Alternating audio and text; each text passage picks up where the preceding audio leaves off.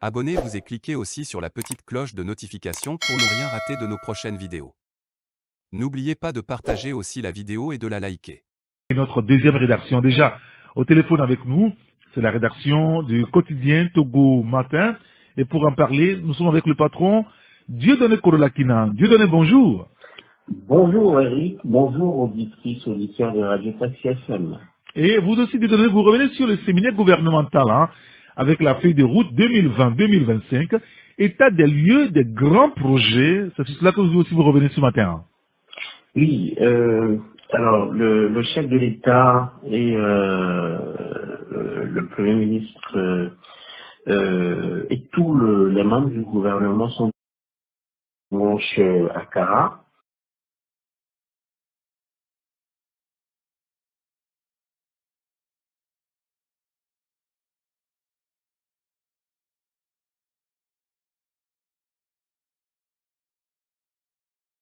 Et notre deuxième rédaction, déjà au téléphone avec nous, c'est la rédaction du quotidien Togo Matin.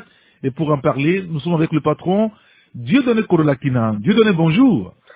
Bonjour Eric, bonjour auditrices, auditeurs de Radio Taxi FM. Et vous aussi, Dieudonné, vous revenez sur le séminaire gouvernemental avec la feuille de route 2020-2025, état des lieux des grands projets. C'est sur cela que vous aussi vous revenez ce matin. Oui, alors le chef de l'État et le Premier ministre et tous les membres du gouvernement sont depuis hier dimanche à Cara. Cara, la ville située à plus de 420 km au nord de Lomé. Donc, à Cara, tous les membres du gouvernement, donc autour du chef de l'État et du chef du gouvernement, planchent sur l'état d'avancement de tous les grands projets initiés par le gouvernement Dobé, depuis donc on va dire depuis son avènement. Alors ce séminaire a pour objectif principal donc comme je le disais de faire donc on va dire le bilan à mi-parcours, de tous ces chantiers ouverts par le gouvernement et surtout en tenant compte de la feuille de route gouvernementale 2020-2025. Alors ce séminaire donc a la particularité entre autres de s'ouvrir un jour non ouvré, c'est donc hier dimanche 25 juillet que le séminaire a été ouvert, présidé donc par le chef de l'État en personne.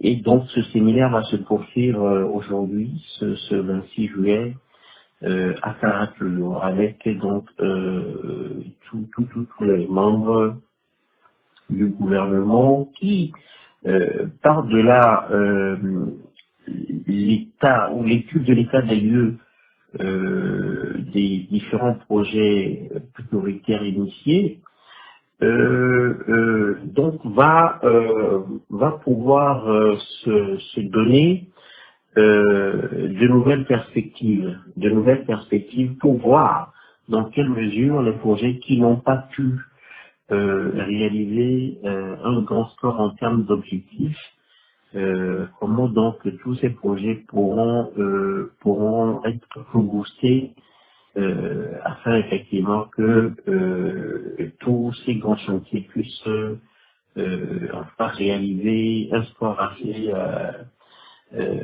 honorable en termes d'atteinte des objectifs. Alors donc, le chef de l'État lui disait d'ailleurs via son compte Twitter hier, notre objectif est d'accélérer la mise en œuvre des projets afin d'atteindre les ambitions donc de cette feuille de route. Une feuille de route aussi ambitieuse. Nous le savons que le plan national de développement donc qui d'une certaine manière a reçu ou reçoit les contre-coups de la crise sanitaire liée au coronavirus. Voilà, très cher Eric. C'est parfait. On lira l'article dans le journal Le Quotidien Togo Matin. Vous vous intéressez également à l'économie, surtout au développement à la base, la politique publique pour les communautés de base au cœur d'une conférence à Lomé. Oui, dès jeudi prochain, donc le 29, et pour 2 jours. Donc, les jeudis 29 et vendredi 30 juin à Lomé. Lomé qui sera donc le carrefour, l'épicentre donc des questions liées au développement à la base. Donc, les politiques publiques pour les communautés de base, stratégie, approche novatrice et résilience, donc quel est le thème retenu pour la tenue de cette conférence internationale? Ce sujet que plusieurs acteurs débattront donc au cours de ce rendez-vous de Lomé, ce rendez-vous international, en présentiel et en visioconférence. Alors la rencontre est organisée par le ministère du Développement à la base de la jeunesse et de l'emploi des jeunes du Togo. Les participants donc vont réfléchir sur 2 principaux thèmes au cours des travaux. Alors le premier est intitulé Expérience croisée des politiques de développement à la base. Quelle vision, quelle stratégie et quel plan de mise en œuvre? Le second, donc, concerne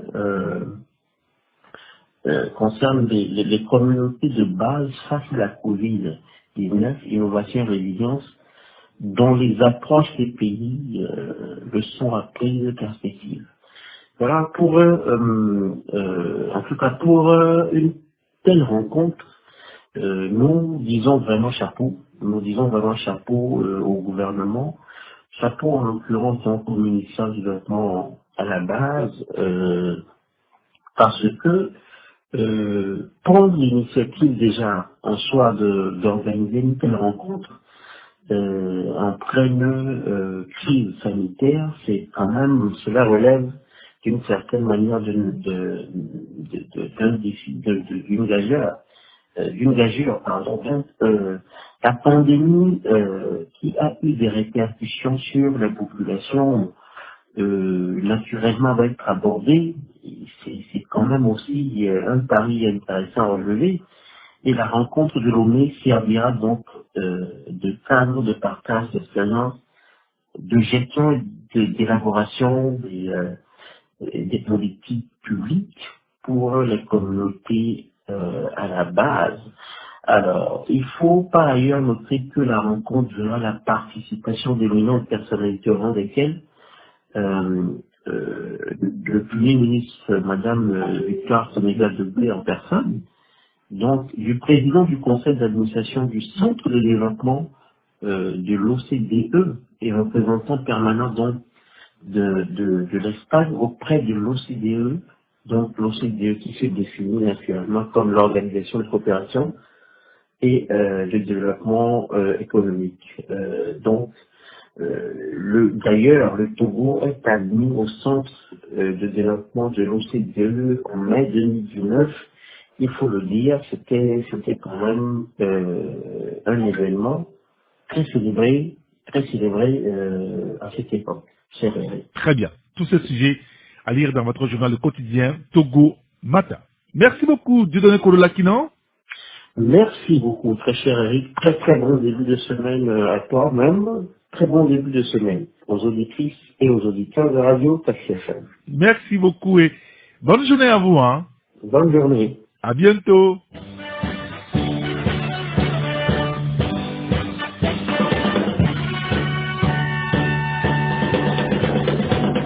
Le billet hebdomadaire, le correcteur dans le kiosque aussi ce matin. Le confrère parle d'audit des comptes des sociétés publiques.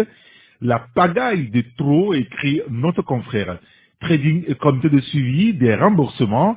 Le gouvernement complice à nouveau jusqu'au bout, écrit notre confrère. Double dépense de l'État du fait du remplacement des fonctionnaires par des agents d'une société privée. La défense inquiétante et unijambiste de la ministre Myriam Dossou Le journal revient sur le sujet. Enquête, plus de 300 numéros togolais apparaissent dans la liste des cibles potentielles du logiciel espion israélien Pegasus. Le journal revient également sur le sujet. C'est Ali donc dans le billet hebdomadaire, le correcteur. Likez la vidéo si ce n'est pas déjà fait. Laissez aussi votre point de vue en commentaire.